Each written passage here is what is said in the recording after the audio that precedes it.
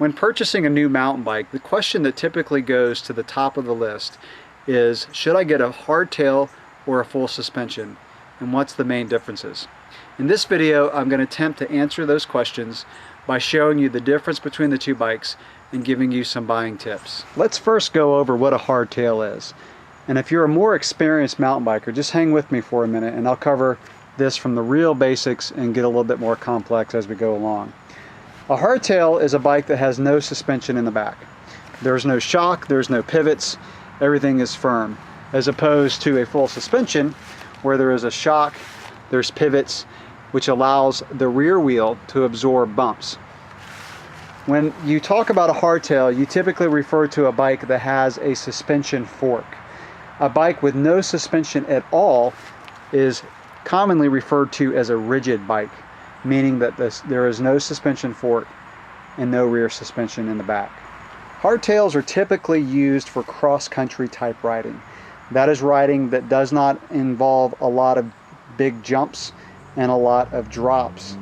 Now there are dirt jump bikes for tracks that have a lot of jumps, but the terrain is relatively smooth, and think of a BMX track. Full suspension bikes cover a much wider variety of riding, from cross-country to less aggressive trail riding, more aggressive trail riding, up to free ride type riding and downhill. Hardtails can also move beyond cross-country and go into trail type riding, especially with the bigger wheel sizes, such as this 29er. 29ers allow the bumps to be a little bit smoother because the angle of attack over the bumps is a little bit more shallow than a smaller wheel size. Most hardtails will have a fork that's between 80 to 120 millimeters of travel. There are a few anomalies out there, bike companies that are making all mountain type hardtails with long travel forks, 140 up to 160 millimeters of travel. Again, those are kind of outliers in the bike world, but most hardtails are again designed for cross-country with a shorter travel fork. Full suspension bikes typically go from 100 millimeters of travel, both in the front and in the rear, all the way up to 8 inches of travel for a downhill bike. A trail bike full suspension typically goes between 120 millimeters of travel up to 160. Trail bikes probably cover the widest range of riding because they are very versatile bikes. They can go on really smooth single track up to pretty rough, pretty aggressive type riding. Some people may wonder how a hardtail even works as a mountain bike, because you don't see cars with suspension only in the front. You don't see motorcycles typically with suspension only in the front. And if mountain bikes are designed to cover rough terrain, rocks and roots and that kind of thing, how is it that a hardtail can work? The reason is because the rider on a hardtail is able to shift his weight around to absorb the bumps.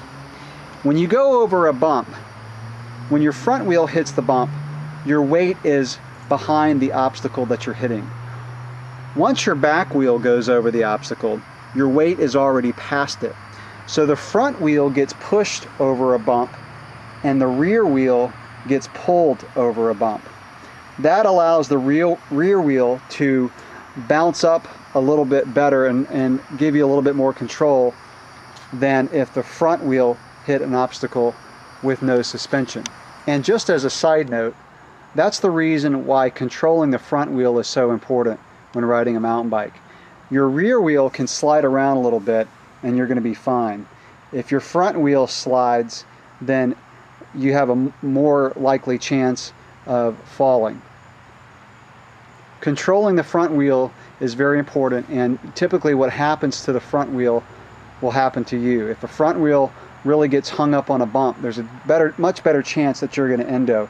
Again, with the rear wheel, if it hangs up a little bit, you can usually pull it off because again, your weight is already past the object and you're pulling the rear wheel over. So riding a hardtail, you're going to have to get out of the saddle more, and I'll talk more about the fatiguing factor of a hardtail versus full suspension in a few minutes. But you have to use a little bit more body English and be a little bit more attentive on a hardtail than you would be on a full suspension. And that is why oftentimes I recommend a hardtail to new riders, because a hardtail teaches you and forces you to be a better rider. You can get away with more stuff and get a little bit lazy on a full suspension, whereas a hardtail forces you to develop those skills. Let's go into the benefits of a hardtail. First of all, typically they're going to be a lower price point than a full suspension. Obviously that's because you don't have the shock and the moving pivot, so there's less hardware. Most hardtails are going to be about $700 to $1,300 less than an equally spec'd full suspension bike. And let me give you an example.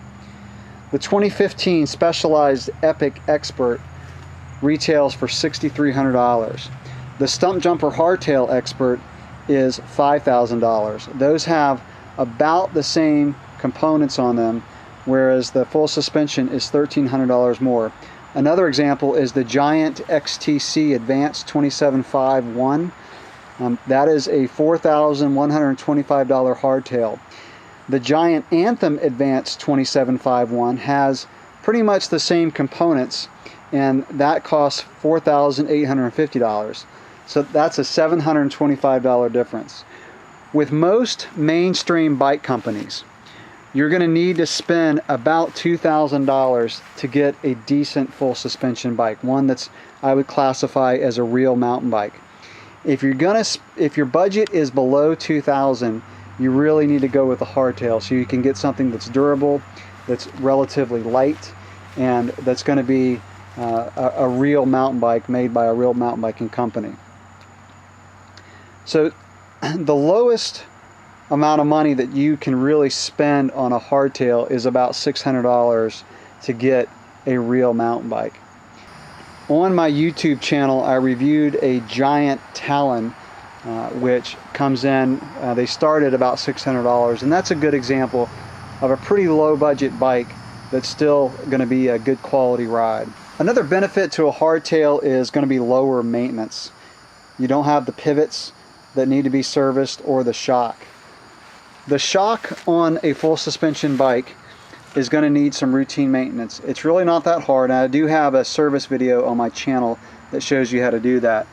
But about every 30 to 40 hours of riding, you've got to take the shock off the bike, remove the sleeve, just kind of clean everything up, put a little bit of oil back in and put it back together. Really, it only takes me about 20 minutes to do, and that also includes getting it off the bike. So it's not that bad, but with a hardtail you don't have to worry about that. And that comes really true if you ride in really muddy, really nasty conditions, because pivots can get dirt in them. Pivots have gotten so much better. The bearings are sealed. Some of them have bushings. This is a bearing bike with bearing pivots. And so you can get dirt inside of them, but since they're sealed, unless you just really have a total mud, total rain day, you can probably go 6 months to a year without having to take the pivots apart. The bearings do wear out. It takes quite a while and quite a bit of riding. If you ride frequently, you can go at least a year or more between actually having to clean the bearings. But that is something that you're going to have to consider when getting a full suspension bike. Another benefit to a hardtail is that it will be lower weight than a full suspension of the same frame material, same components, wheels, tires, that kind of thing. On average, a hardtail is going to be about 2 pounds lighter than an equivalent full suspension. Now, that weight savings is going to vary as far as how much it benefits you, depending on what type of riding that you do. On climbs, you're going to be able to climb faster, most likely on a full suspension. Now, if the terrain is really rough and traction is important, then a lot of times a full suspension is going to be faster on a climb. And I'll talk about racing in a minute, but the reason a lot of racers choose a hardtail is because it is about 2 pounds lighter than a full suspension. Another benefit is going to be that it has a firm pedaling platform. And what I mean by that is the rear end is pretty stiff when you crank on the pedals, and it's not going to bob like a full suspension bike would. And when a full suspension bike bobs, that means that the suspension actually compresses down and absorbs some of your energy. Now, a lot of modern full suspensions, especially with the virtual pivot style suspension designs, this is the Giant Maestro, does a really good job of not absorbing your pedaling energy. But on a hardtail, 100% of your pedaling energy goes into the drivetrain and accelerates the bike forward. And that's really good, again, for climbing, but also for sprinting. A lot of people like a firm platform too when going around corners. The hardtail kind of springs in and out of corners because the suspension is not there to be compressed. And one final benefit I'll mention is a lot of times a hardtail is a better workout. So if you're just riding for fitness and you want to get some really good upper body strength, you know, you've got to work harder on a hardtail. You're in and out of the saddle more. You have to use your body more, and that does really work and strengthen your upper body and back maybe a little bit more than a full suspension bike would. Now let's talk about the benefits of a full suspension. It's going to be more comfortable and less fatiguing than a hardtail. The hardtail requires you to get out of the saddle a lot over bumps because you're using your legs to absorb bumps on a hardtail. So every time you get out of the saddle, you're raising your weight up and using your legs to get your weight up, and you're also using your your legs to absorb the bumps. So over a long ride, a hardtail can be very fatiguing compared to a full suspension. And even on larger bumps, when you're out of the saddle on a full suspension, the bike is just absorbing the hits more than a hardtail. So less of the shock of the bump you're going over carries into your body. Again, even when you're out of the saddle on the full suspension. You're going to be faster on a descent on a full suspension. Part of that is because of the control that you get. Another part is because of the braking performance. And what happens is on a full suspension, when you apply the brakes, the tire stays glued to the trail a lot better, because on a hardtail, when you hit a bump, especially when you're going fast, the rear tire is going to skip up. It's going to bounce up off the trail, and that's going to momentarily cause the tire to not connect with the trail, and you're going to lose braking performance. So you get more control, better braking on a full suspension bike. And not only on descending, but on really rough terrain, even when it's flatter, a lot of times you're going to be faster on a full suspension. So you're going to have more control in rough terrain on the full suspension bike.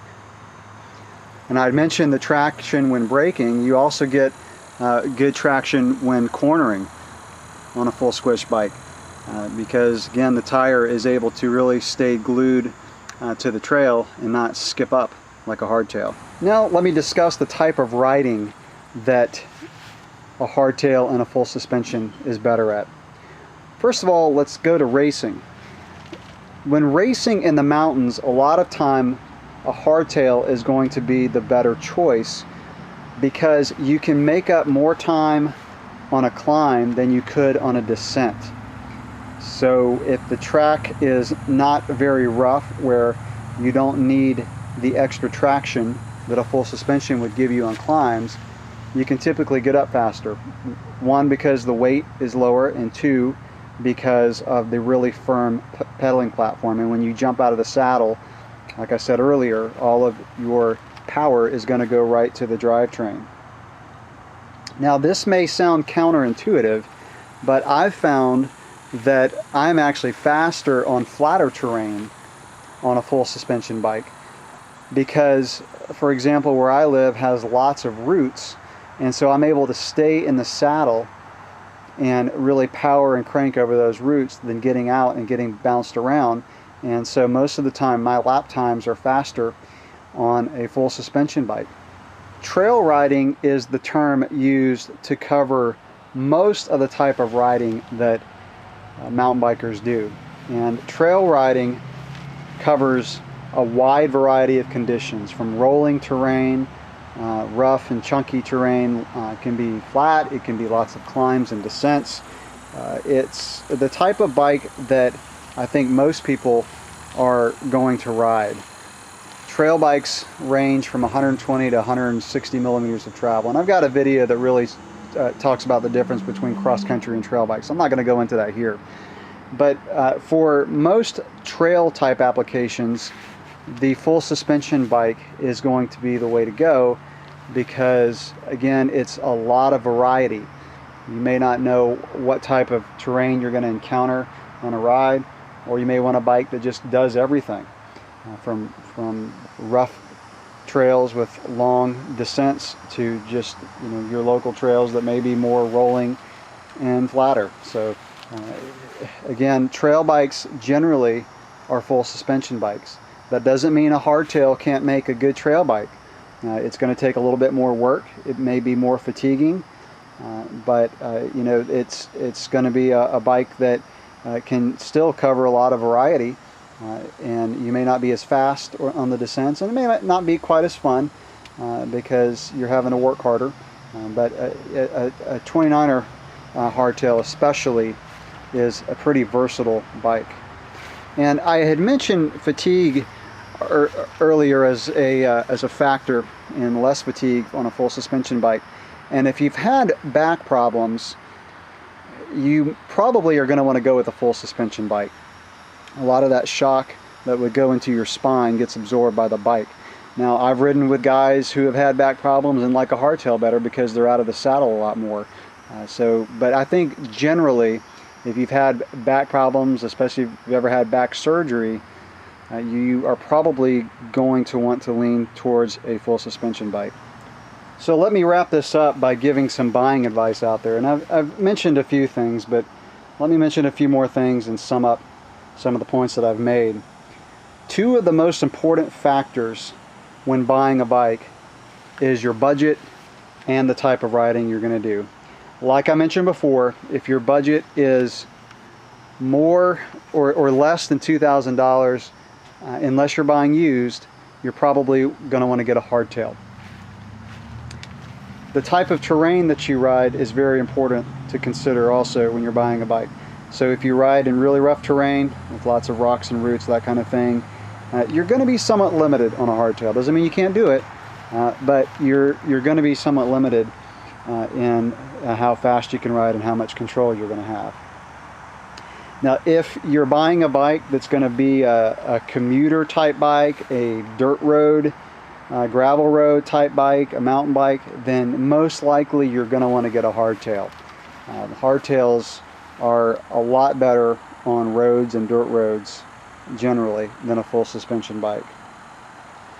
Now for racing, I made some pretty good points earlier, so I won't go too much into that, but it's going to depend on how smooth or how rough the terrain is that you ride, and also if you ride a lot in mountains or on flatter terrain. And the last point I'll talk about is wheel size, because that does come into play depending on what type of bike you're gonna choose.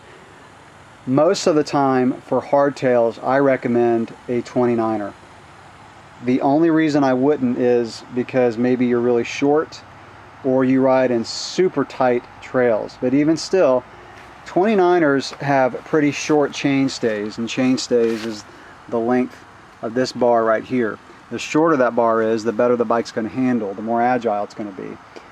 The problem with 29er full suspension bikes is especially when the travel gets more suspension travel, those chain stays get longer and the bike's harder to manage. But with a hardtail 29er, they're able to get the chain stays still pretty short, which makes the bike handle very well, even with the big wheels. So again, if you're choosing a hardtail, generally I'm going to recommend that you go with the 29er.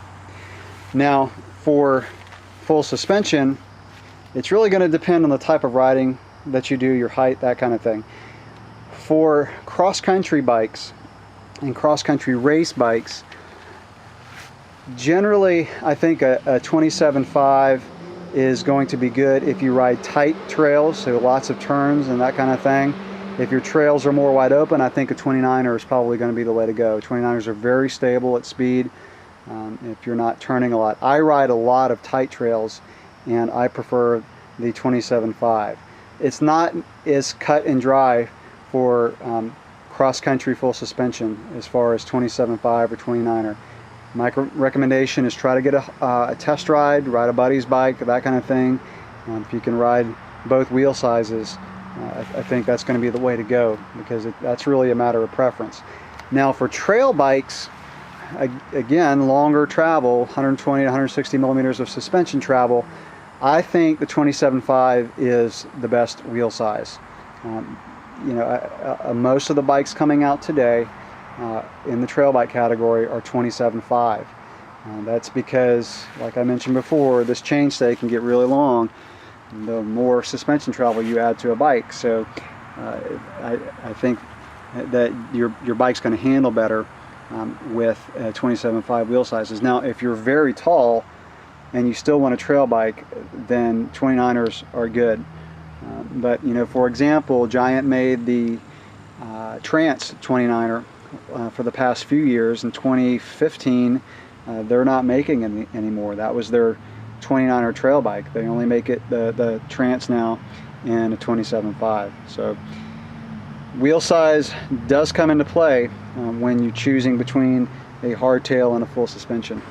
So that's going to wrap it up with my comparison of hardtail and full suspension. I hope that this video did help you if you're trying to decide which bike to get next. So a lot of factors to consider, but hopefully some of the points that I made will steer you in the right direction. Thanks for watching.